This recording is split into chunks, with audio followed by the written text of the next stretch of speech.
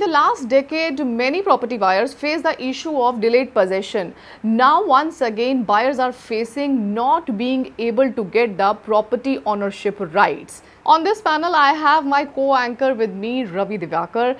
Let's start the show. Today we have Balvinder Kumar from UP RERA and Piyush Singh, who is a Supreme Court lawyer. We will also going to talk to a property buyer and get to know their side of the story as well. Welcome to the property show. 100% payment देने के बावजूद भी registry ना करा पाना builders की बहुत बड़ी गलती है। तकरीबन 5000 से ज़्यादा बायर्स हैं जिनको फ्लैट की पोजीशन तो मिल चुका है, लेकिन अभी तक रजिस्ट्री नहीं हुई है। रजिस्ट्री ना होने की वजह से सबसे बड़ा इशू जो बायर्स के साथ में है वो है फ्लैट का मालिकाना हक ना मिलना। लोगों ने जो प्राइवेट इंस्टीट्यूशन से जो लोन ले रखा है उसको अगर वो चाह रहे हैं कि SBI या अदर गवर्नमेंट लेड बैंक से होम लोन पे ट्रांसफ़र कराएं तो वो चीज़ पॉसिबल नहीं हो पा रहा। फ्लैट में किसी भी तरह का कोई भी दुर्घटना हो गया, आग लग गई, अर्थक्वेक में अगर कुछ हो गया तो जो इंश्योरेंस कंपनी है वो क्लेम नहीं देंगे। Sir, what solution is RERA working on this problem?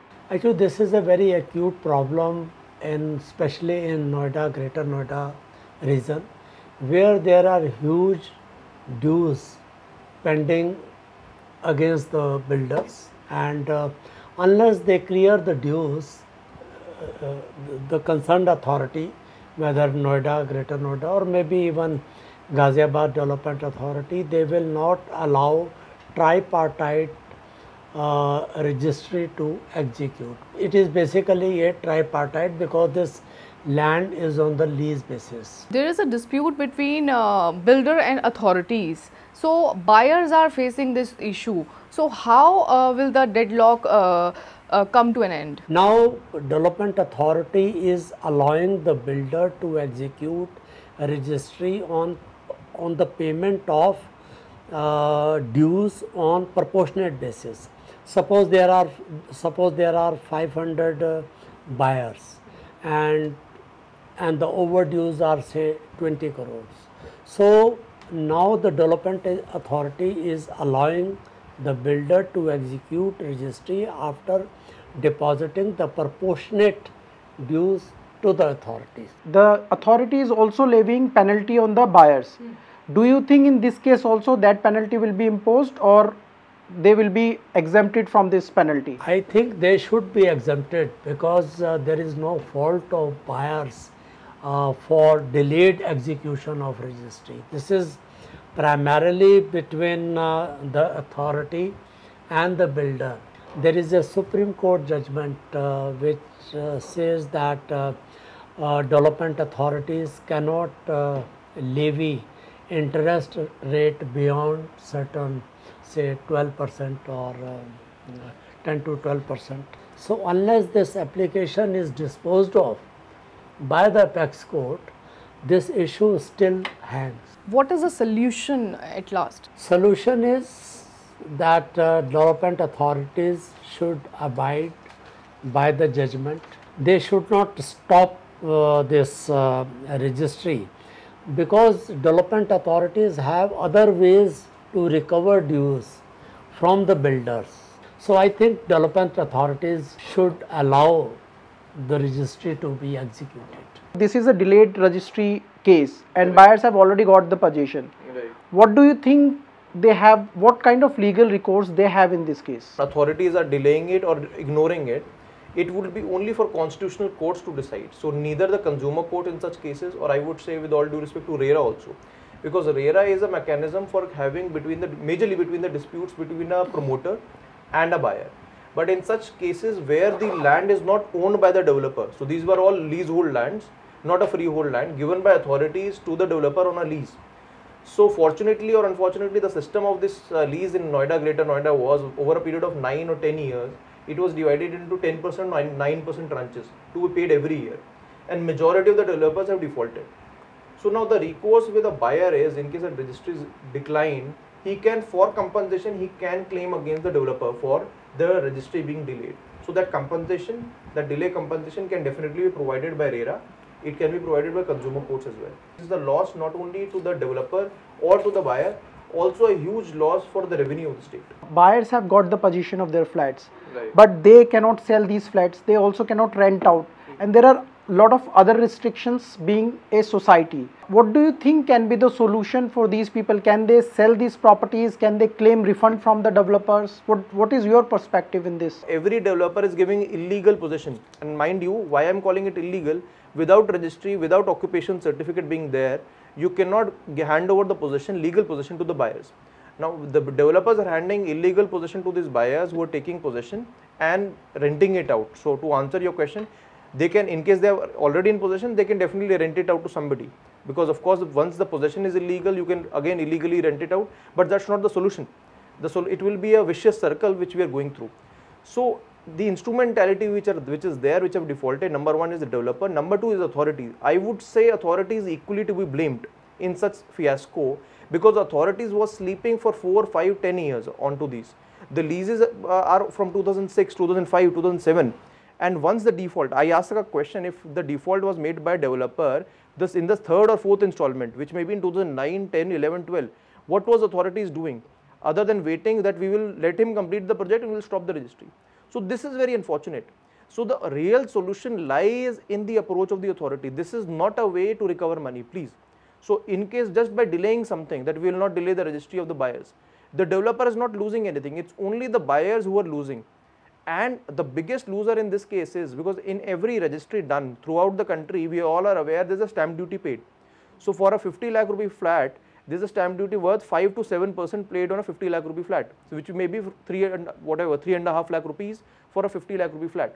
Now imagine for these 20,000 flats which are there, which are constructed, people are staying, but registry not done. Imagine the amount which will run into several thousand crores, which will come to the state government, to the treasury of the state government, which may be, I'm again pointing out, which may be much more than the dues the developer owes to the authority. So I'm not saying set off these dues, but I'm saying the authority has other measures. Now what are those other measures? Authority can take the extra FAR in the project. Authority can put the developer out. So RERA has a beautiful mechanism under the act where RERA can have a third party proponent take over the project of the developer if the developer has defaulted. Why can't authority move appropriate application before RERA and take over the project, move the builder out, complete all the registry? Piyush, if registry is not happening, then there is a problem of not getting the IGL at home, and so many essential services are also not being placed at home because registry is not there. So what buyer can do in this case? We are focusing on the registry, but let me tell you also that registry is not done because OC is not received. So what authorities have started doing, they have started giving part occupation certificates for towers and project. Now I would say that is a step which is appreciated, but that is a very small step which the authorities have taken.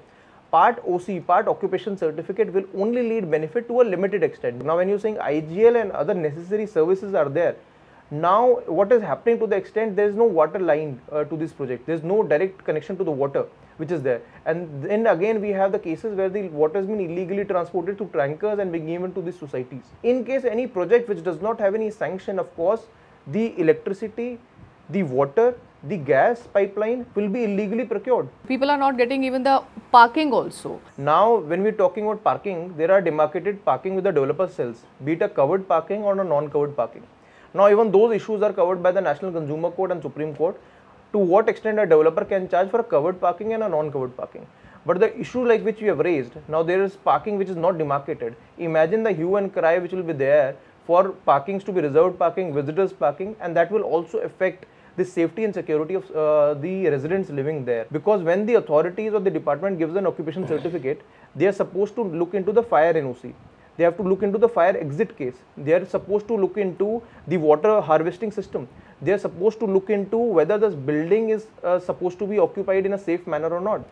And those cases may be missing, because once the developer doesn't apply for OC and people are not getting registry done, and we do not know whether that building is habitable or not, at the end I would say loser is the buyer, of course, but eventually everyone loses. The state loses, the government loses, the buyer loses, and everyone in the process. There is a very, very important provision of deemed occupation certificate. Under the UP Apartment Act, if builder applies for occupation certificate and deposit 4 certificates. That is the fire, the structural safety, then structural safety, fire, and then electric and electric safety. So if they deposit these 4 certificates with the development authorities, and development authority, they don't reject or accept those certificate in 1 month, then there will be a deemed to have been issued this OC. So once they get deemed OC, then all services they are legally entitled, like water or fire, or like this gas and electricity. Sir, in case someone has to take the permission for renting it out, does it go to the builder? Will builder allow this? And if it doesn't allow, then what is the No, I don't rules? think for renting out they required any permission from the. Is it safe to rent it out like this? In case of a deemed OC without registry, somebody is staying. So deemed OC will make it to be habitable, yes, but without registry, not a truthful owner, rightful owner. But somebody has occupied the premises. So Indian legal system also recognizes the concept of possession. So possession is as important as titles. Legally, I don't see a bar to it. Of course, you can't rent out a property which does not belong to your name technically. But in case of dispute with a tenant, then there is a problem. You are very right. So in case there comes the dispute to ownership, but I will recognize that in the Rent Control Acts of most states. So I will just speak about Delhi Rent Control Act and what is the Rent Control Act of Uttar Pradesh. The ownership is not recognized for removal of tenant from the property. So the concept is only of the person who has given it on rent. So possession is recognized. Under the Tenancy Act, you only need to show that from your tenant you have a better title. Otherwise, I don't see any difficulty in that. Sir, on the basis of the possession letter, so one can sell the property or not legally? Definitely not, because somebody just has a possession letter. Now, until registry is done, he cannot sell the property. It can only be by endorsing a BBA, like what happens for a under construction property. The developer, in case somebody for a resale case, you can sell the property and the developer endorses the builder-buyer agreement. A lot of buyers who are living in these societies where they are not able to register their flats, is that they are contesting that they will not be able to pay the maintenance charges, and then there is a dispute because builder says that you have to pay the maintenance charges, and these people are saying that you get our flats first registered. And there are a lot of protests also going on. There is a protest. There are conflicts about maintenance charges, but in 95% of cases, buyers they are paying, and I think every buyer they also knows that once you get possession, they are liable to pay maintenance charges, whether to builder or to the registered buyer association. It is legally binding on them to pay the maintenance to the builder? Maintenance as a concept, if you ask me, has nothing to do with the title of the property. So maintenance as a concept has to do with the possession. So if you ask me very fairly, somebody who's residing into a property, be it clear title or not, that's something different. That's a dispute with the developer. In many cases, the developer at times exits out of the project and he has a different maintenance agency. Of course, that maintenance agency may be of the developer, number one. There are cases where the AOA takes over, and that AOA, which is Allotee Owners Association, that runs the maintenance. So that is number two. Or there is a neutral third party maintenance agency which is running the whole show. In either case, even if you do not have a title but you're enjoying the premises, you're enjoying the security guard, you're enjoying the cleanliness, you're enjoying the local facilities, clubhouse, then you are bound to pay the maintenance services. Will delayed registry issue be solved anytime soon? Buyers are hopeful that they will be able to get their flats registered and make the most out of their investment. That's all for this show. If you have any suggestions, put it in the comment box. We will try to answer them. Thanks for watching the Property Show. Please subscribe to Magic Bricks on YouTube and click the bell icon to get new videos.